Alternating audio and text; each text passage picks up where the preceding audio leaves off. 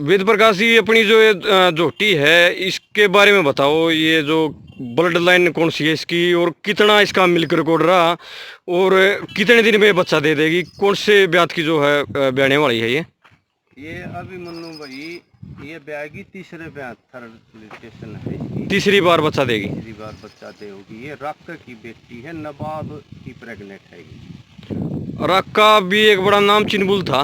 बहुत best bull था, बहुत बेस्ट बुल था। वो आंध्रा चला गया था बुरका दिलका से, बहुत बेस्ट था वो। जी जी जी।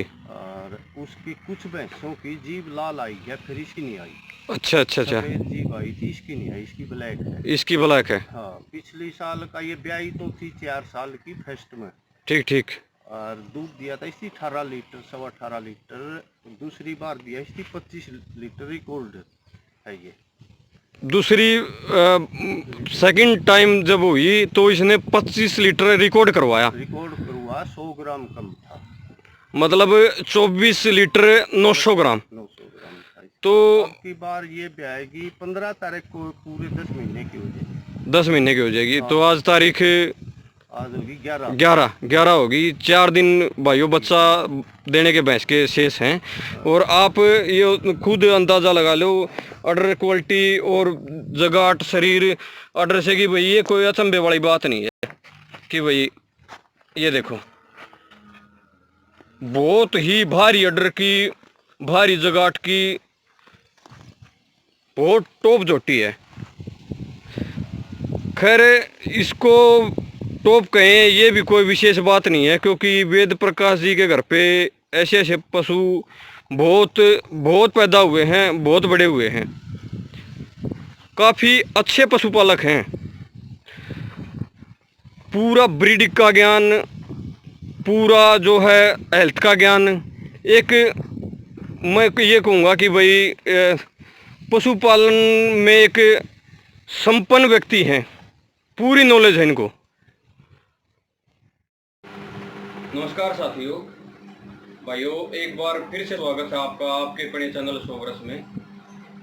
काफ़ी लंबा टाइम हो गया वीडियो नहीं डाली थी मैंने। मैं भी खेती के काम में उलझा हुआ था और मेरी काफ़ी लंबे टाइम से इच्छा थी कि मैं आपको जो है वेद प्रकाश जी से जो है मिलवाऊँ। वेद प्रकाश जी के बारे में मैं बता दूँ, वेद प्रकाश जी कुंगड़ से हैं और बहुत ही पुराने ब्रीडर हैं मुरा भैंस के। घोड़े भी बहुत अच्छे अच्छे पाले इन्होंने, बहुत ही सुलझे हुए इंसान हैं। और ऐसी कोई मेडिसिन नहीं है, ऐसा कोई रोग नहीं है पशुओं का जो ये नहीं जानते हों। और सबसे बड़ी बात ये है कि ये जो है जीरो से हीरो बने हैं। इनको जो है पैदाइशी कुछ ऐसा वो नहीं मिला है कि बड़ा लेवल की भाई उसको ये आगे बढ़ा रहे हों। ये बिल्कुल साधारण लेवल से शुरू हो करके और जो है ऊंचा उठे हैं। जहाँ कहीं भी विशेष गोष्ठी हो, पशुओं अनुसंधान केंद्र में कहीं मीटिंग हो, बतौर अतिथि, बतौर सलाहकार इनको बड़ी एक इज्जत के तौर पे इनको बुलाया जाता है, इनकी सलाह ली जाती है। और तकरीबन हमारे एरिया के सभी लोग तो इनको जानते ही हैं। आज जो है मैं आपको इनसे मिलवा रहा हूँ। वेद प्रकाश जी नमस्ते। राम राम जी, राम राम। वेद प्रकाश जी, काफ़ी पुराने हो आप। दर्शकों को ये बताओ कि भाई कितना टाइम हो गया आपको पशु पालते हुए? पशुपालन मैं बचपन से ही लगा। बचपन से ही लगे? बचपन से ही लगे जी जी। तो लगन थी पशुपालन की तरफ ज़्यादा, खेती की तरफ भी, पशुपालन की तरफ जी। बहुत मेहनत से। ये तो पता ही है ये हमारे को, बाकी दर्शक सुनेंगे अब, अच्छी बात है। पहले तो भैंस भी थी, इतनी भैंसों की तरफ भी ध्यान था, घोड़े और घोड़ियों की तरफ ज़्यादा था। जी ज़्यादा था उस टाइम। जमींदार खेती में खर्चा कम था, जमींदार काम भी ज़्यादा था। जी जी जी। अब तो वो मतलब बदल ही गया जमाना, बदल गया। अब घोड़े घोड़ी कम हो गई, कम हो गया, गायें भी कम हो गई थी। अब फिर दोबारा देसी गायें आई, क्रेज सा शुरू हुआ है। हो गया। और भैंसों का तो बहुत बेस्ट, बहुत बढ़िया काम। अब उस टाइम में इतनी इज्जत नहीं थी भैंसों की। जब आपने शुरुआत की भैंसों की ये तो तकरीबन 20-25 साल पहले की जो क्रेज मुर्गा का शुरू हुआ होगा, 20 साल तो हो गए होंगे। 20-30 साल हो गए। 30 साल। जब आपने शुरुआत की तो आपके पास किस टाइप की भैंसें थी? उस टाइम पे भी 87 के बाद में तो बहुत लगन करी।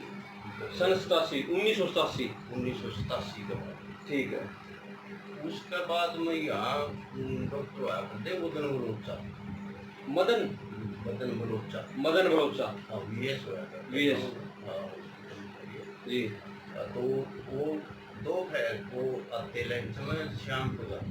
जी बड़े बढ़िया इस गांव में जी मुर्रा की तरफ बढ़ोतरी देने का काम किया था उन्होंने सीमन को। वो मतलब वो जमाने में सीमन की शुरुआत हुई थी। शुरुआत करी थी जी जी। उस टाइम से गांव चढ़ता था जी। और मेरे पास बैठा उठा करते हो जी। बड़ी आदमी।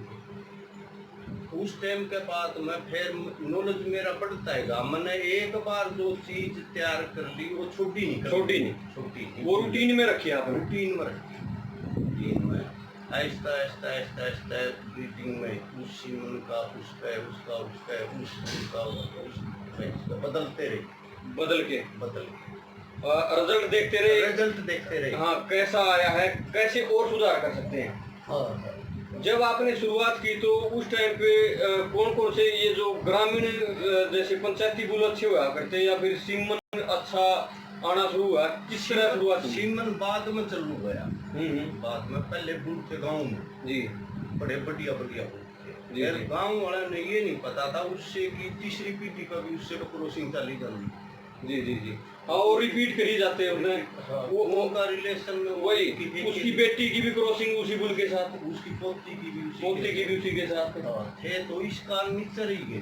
जी। बाद में फिर नॉलेज आई गया, बदलते रहे।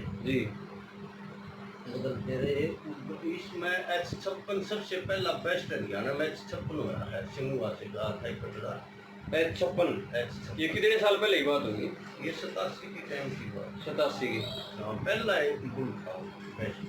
ये आर्टिफिशियल इंसेमिनेशन की जब शुरुआत हुई सिंगुआ में एक अच्छी भैंस का बुल था। तो वेद प्रकाश जी ये बताइए कि आपने लंबा टाइम हो गया, शुरुआत में क्या क्या समस्याएं आई आपको? शुरुआत में एक तो AI की ज्यादा थी जी। है खुद ने मेरे को तो नॉलेज था पूरा। पब्लिक ने बहुत दिक्कत थी।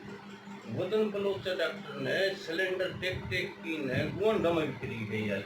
जी तो मेहनती आदमी था वो। यहाँ गांव में इतनी इज्जत नहीं मिली उनको। मेहनती थे वो, कदर नहीं हुई क्योंकि वो पंचायती गुलों का जमाना था। लोग इतने शाने कर लो या फिर समझदार थे नहीं। कम दूध था, बीमारी भी कमाया करती, थनेला रोग भी कमाया करता, देर जार की भी दिक्कत कमाया करती। जमीन में शक्ति थी, तत्व थे। अब तो जमीन में कुछ भी नहीं बचा, पशुओं में ज्यादा बीमारी हुई। जी बड़ी अच्छी बात बताई है वेद प्रकाश जी ने। भाई थोड़ा बहुत डाइट प्लान भी जब बड़ी ज्यादा खान पान शुद्ध था, पशुओं इतनी बीमारी भी नहीं थी। हाँ, देसी था, बहुत बढ़िया था। अब तो और पशु जो थे कम दूध देने वाले थे। कम दूध देने वाले में इतनी प्रॉब्लम होती भी नहीं। अब एक भैंस 27-28 लीटर दूध दे है, उसमें एक चीज चाहिए उसकी। गाँव में गिर रहे के लिए खलर दूंगा तो वीकनेस फिर आई उसमें आनी। वो किस चीज की पूर्ति करेंगे? उनमें भी नरमा में भी बेअंत स्प्रे करें तो मिट्टी की तलफड़ी की भी समस्या। थोड़ा बहुत एक चीज फीड बनवाओ या खुद का 90% तो ये मानते हैं कि भाई जो है ना ये पेस्टिसाइड का जितना भी हरा चारा खाना है वगैरह इसने बीमारी बढ़ा दी, न्योता दे दिया। एक बगैर जी टेस्टिंग के जो सीमन बढ़वाए ना जी, इनमें ये नहीं पता इसमें जेर की समस्या भी है सीमन में कई जो क्या। जी देखो दर्शक भाइयों, ये एक नोट करने की बात है। शायद ये आपने सुनी होगी। टेस्ट करवाओ, सीमन पास हो गए, फिर डॉक्टर को बीमारी हो सीमन करो। बहुत सारी भैंसों की जेर की रहती है, कुछ तो कमी आएगी भैंसा में, कुछ आएगी सीमन में जी। तो ये मिल्क की ना परसेंटेज बहुत बड़ी। इच्छा दिखाना और जेर ना देना। वेद प्रकाश ये बताओ, जब आपने शुरुआत की थी तो आपके पास कितना दूध देने वाली भैंस थी?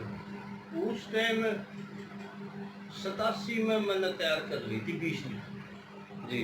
मैं गया तो 2-4 साल पहले, फिर तो मैं चढ़ता है चढ़ते गए। हाँ। और आज आपके पास तकरीबन 26-27 मैंने लीटर कभी भी जी पहले की इतनी गाय इतना दूध है, इतना दूध है, रिकॉर्ड करवाया दिखाया तो पब्लिक ने अपने आप कह दिया इतना है जी। उस पर बड़ी निकाली। वेद प्रकाश जी, बहुत सारे नौजवान आज आपको देख रहे हैं, देखेंगे तो क्या संदेश देना चाहोगे भाई? अच्छी प्रोजनी, अच्छी ब्रीडिंग कैसे की जा सकती है? अच्छा सीमन यूज करो बढ़िया जी।